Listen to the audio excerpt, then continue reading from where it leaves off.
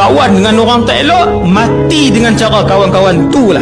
Mesti. Ini janji Allah dalam Quran, janji Nabi dalam hadis. Siapa kawan kamu, macam itulah cara kamu mati. Kaedah dia macam tu je. Kawan. Urusan kawan ini disebut oleh Allah dalam Quran. Tuan-tuan, kawan bukan benda main. Sebab tu penceramah motivasi duk sebut, tengok siapa kawan anak kita, kita duk buat tak heran. Allah, kawan pi dengan siapa Ustaz? Dia ni kawan pi dengan siapa? 16 tahun kita bela dengan duk di masjid apa semua, dia nak berubah bukan 3 tahun.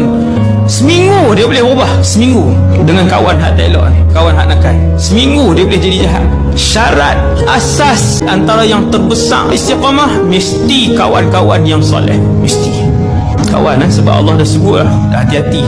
Ada ayat Quran tentang kawan. Ya wailata laitani lam attakhidh fulanan khalila. Celakalah aku, kata satu orang di padang mahsyar, manusia yang paling celaka dan rugi akibat tersalah memilih kawan yang jahat dan meninggalkan kawan yang baik.